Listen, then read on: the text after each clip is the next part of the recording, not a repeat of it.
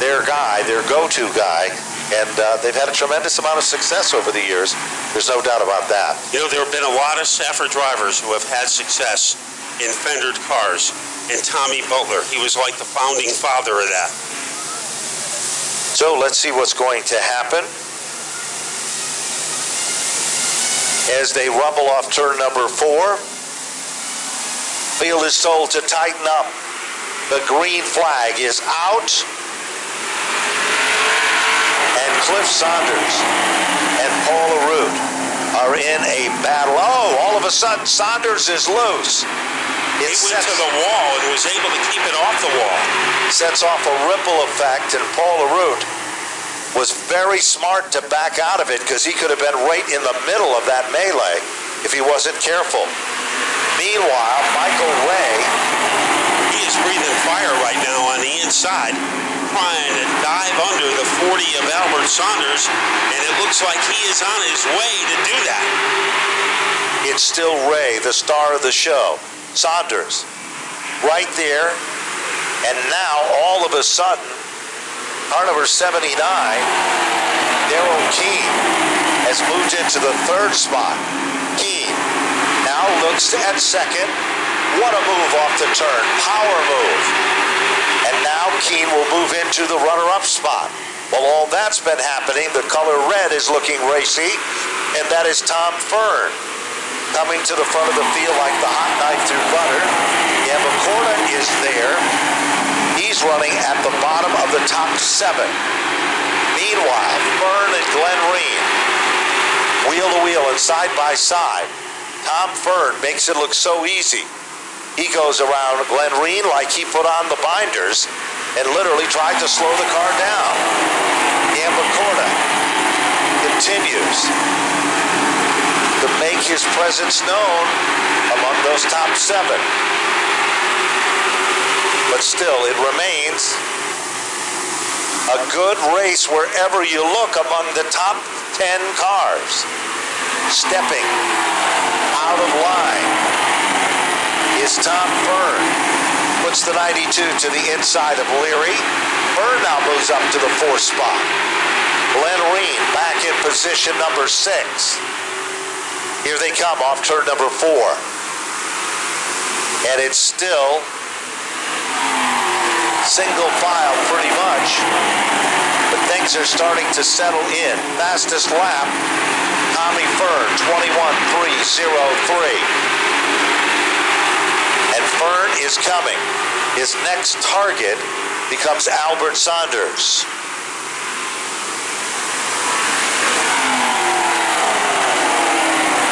It's good racing.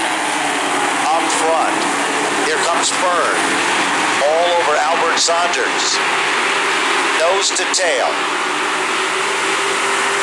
They go through turn number 4. Bottom shot. Here comes Tom Fern. He applied the heat, and the King Ward's Coach Lines machine is now on the podium up to position number 3. Saunders drops back to the 4th spot. Leary has to settle back in for 5. And then it's Glenn Reen in the 6th spot with Yamakorta up to position number 7. 9 of the 30 laps complete. It still remains Michael Wray at the front of the field. Michael Wray went into this event 4th in the point standings, 22 points behind. So this could be a great night for him to gain in his quest for the 2018 title. Now Fern looks to the back bumper of the Darrell Keene machine, sees that yellow stripe, but you wouldn't know that Keene is a rookie, because when you can race this hard with Tom Fern here at Stafford, that's like an accomplishment all by itself. But here comes Tom Fern. He has the inside position. They almost come together like a teacher clapping two erasers together. But as they rumble into the first corner, Tom Fern trying to tucker out Darrell Keene. Now, moved into the catbird seat. And we're not even at the halfway point. 12 of the 30 laps now into the history books. And now Tom Fern has come from the 8th starting position. You know, we would expect Fern to get close, but look at Michael Wray not taking a backward step in the entire race. So this is almost an exact replica of what Wray did in the qualifying round. But if anybody, then now the yellow comes out, and that is not what Michael Wray wanted to see. Chassis adjustments as well on the 31. Both cars should rejoin the field. So Glenn Reed is waiting to come back out underneath the Napa Auto Care Center's billboard, and he'll pick up at the rear of the field. This is not like Reen to come in and make an adjustment like this unless it was totally necessary. But when he makes an adjustment, and that team does, they usually end up quicker. So don't count out the 31, 14 laps, 1 lap shy of the halfway marker. Yeah, we're expecting a Reen resurgence, but right now, a battle for the top spot. Tom Fern sitting in the lap of Michael Wray as they blockbuster their way off the corner. Wray is pulling away from Tommy Fern. Tom Fern almost scuffs the wall down the back straightaway. Keene does. Keene fractures the wall. Does a great job of guarding and holding on. Cook is involved in the mix-up too. As Keene tried to get under Tommy Fern, wound up Christopher won the national title. It's an amazing ring, an amazing piece of history, and he has the possession of that, which is one of his most prized possessions. That took place in 2001 when he won a national championship. 2008, he won a Whelen Tour championship, and he won 9 Stafford championships. Right now, we are ready to turn him loose. Michael Wray got the jump last time on Tommy Fern. Let's see if he can duplicate that. But Fern, it looks like he is rising to the occasion. But Wray is a guy that just keeps digging and doesn't give up. He runs the bottom side of the racetrack, and look at Leary. Leary last week did the same thing, and no surprises here. All of a sudden, oh, trouble for Paul LaRue. He was doing such an amazing job coming to the front of the field, and he gets tagged and goes was clear, so I was kind of trying to work, get a little give and take there so Tommy could get in. Not that I want him to get in front of me, but I didn't get a good run off of 2, so I couldn't fill the gap to stop him from coming down. So he came down, and the next thing I know, I was going sideways down the backstretch. So, you know what? It's tight racing. It's not intentional. It's hard racing. We're all trying to get up there, and we're all about the same speed. So that stuff's going to happen, unfortunately. Darrell Keene behind the wall, and unfortunately, done early. Well, that is probably the kindest way I have ever heard any competitor discuss with something that did or did not happen on the racetrack. So hats off to that young man for being a true professional. With a whirlwind, Tommy Fern getting the jump this time against Michael Wray. Give Fern enough opportunities, and he eventually is going to take advantage. But now it belongs to Michael Wray as he regains the lead.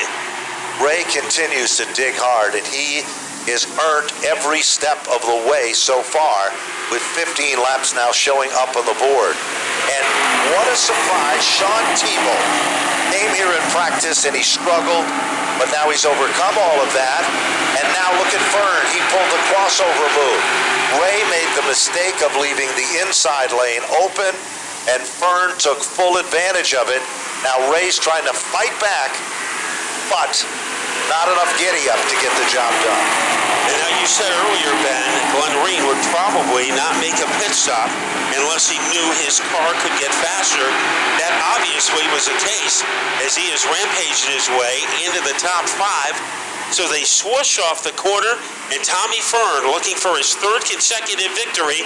Jeremy Lavoie has done it in the limited late models, and Fern is trying to achieve it tonight in the late models. Well, nobody is running away from anyone in this race because the top 5, about the same distance between each car, separates them. And now throw the 74 into the mix, and the same can be said there. 18 laps of 30. Tom Fern earned the fastest lap of the race, 21.249. Meanwhile, Wray continues to hold on to that runner-up spot. Leary is still there. Then further back in the field, the number 40 car is trying to get back into the mix, and that's Albert Saunders. But he's way up high in the marbles, Matt.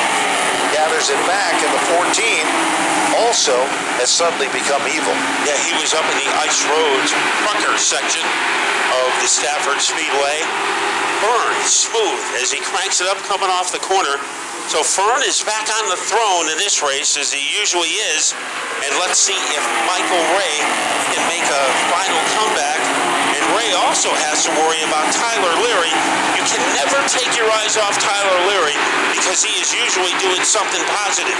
Certainly has. Tyler will tell you that he learned so much from running the quarter mile of Monadnock that when he came here to Stafford, he used that as his testing or proving ground. And he said it paid off because he has been getting more consistent and stronger every time out here at the half mile.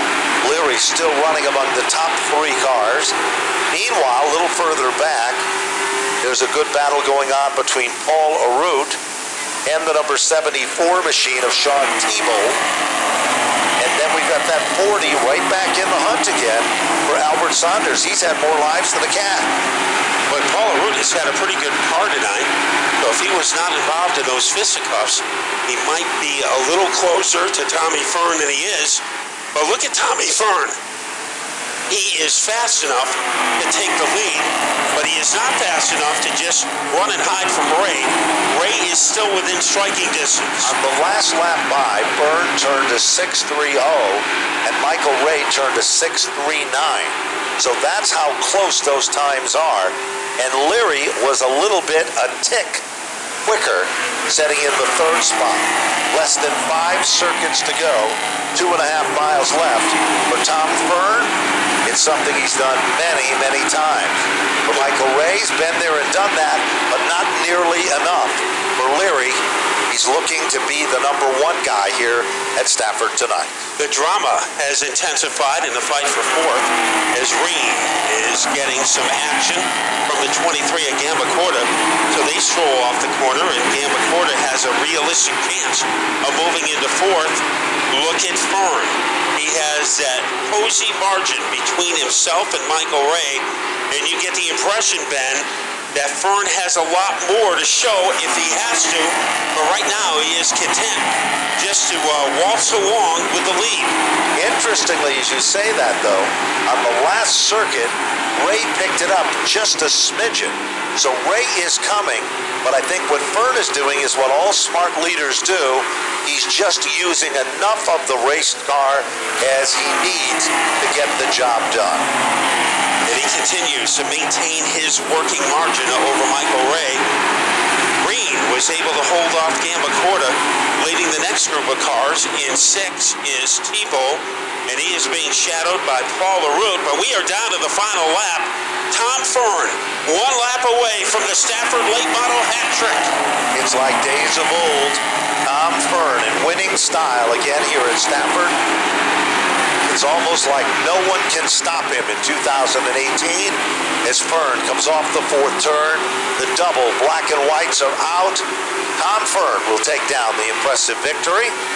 Great run for Michael Wray in 2nd. Tyler Leary, the same can be said in 3rd. Glenn Reen, the comeback kid, for 4th. David Etheridge, Woody Pitcat, Keith Rocco, Eric Goodale, Marcello Rafano, and the list goes on and on and on. Join us for History in the Making, 80 laps of the best, Stafford style.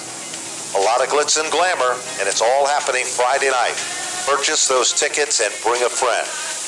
But right now, speaking of cashing in on some tickets, let's go to Kyle Rickey in Napa Victory Lane. Yeah, for years we have had the Stafford three-peat in the SK Modifieds, and now Tommy Fern, thank you, sir, gets the three-peat here in the late models. Congratulations. You picked up that win a couple of weeks ago, and you've been in Victory Lane each Friday night since. Bring us through your night. Well, just like I said, we work hard on this thing every week. Even though we win, we go back and work very hard on it. My guys on the crew, can't thank them enough. My wife, Sue, spots for me. Great job up there tonight. We had to come from the back all the way. So, yeah, just a great night. I guess just I had to start last because we forgot to turn our tire sheet in, but we overcame that, and just one at a time, just tried to pick them up, take my time, and we had a real good car. And like I said, I can't thank my guys enough. And you know, King War Coach Line, Safeco Foam, Sun Valley Fire Equipment, Whip Sporting Goods, Guns and Gear, JR Sweeping, all those guys helped me out, you know. And we got some product sponsors: Sunoco Fuel, Hoosier Tires, Independent Wheel. We got Ben Dodge and Matt Buckler up there on the mics, making it exciting for everybody. And Robert Baggett for his nice videos every week.